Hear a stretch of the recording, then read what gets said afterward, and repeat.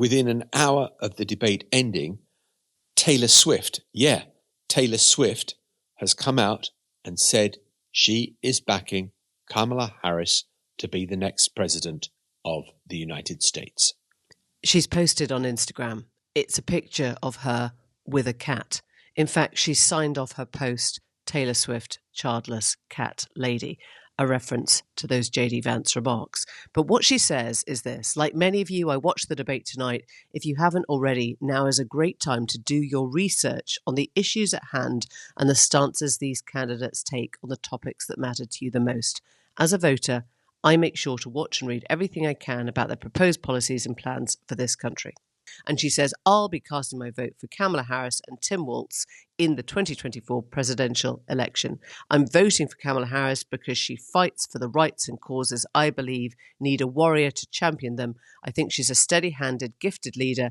I believe we can accomplish so much more for this country if we're led by calm and not chaos. I think it's really interesting how sort of unemotional in a way that post is. She doesn't sort of rant and rave and call him names. She just says, do your research, go away, check your facts, work out what matters to you. And I have come to this conclusion because she seems like a good pair of hands. It's quite a sort of grown up endorsement, really. But I mean, be in no doubt, this will rock the entire electoral axis in the States.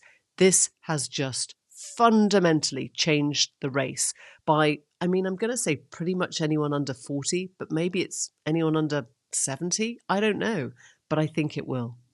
Look, this is undoubtedly huge news because Taylor Swift obviously doesn't need underlining, is pretty popular. And there were an awful lot of people who thought that following the death threats, literal death threats that had been made to her before when she'd said sort of things that were supportive of Democrats, that she might choose just for the sake of peace and quiet, and the rest of her family, her extended family, would just not offer an opinion this time round. Yeah.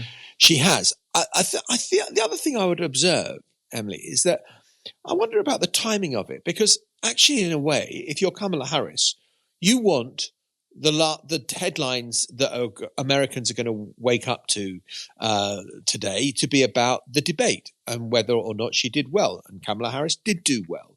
Instead of which, this is going to blow the debate out of the water. I don't think she cares. I would not think she... No, I would not think... I'm almost certain. I mean, who knows? But I would... You reckon coordinated? I would be very surprised if somebody on her team didn't have a heads up that this would come if she felt that it was possible. I mean, who knows? But I think if you're Kamala Harris, kind of tomorrow morning's headlines say that you've been endorsed by the most famous woman in the world, pretty much, yeah, you take that. The Newsagents USA.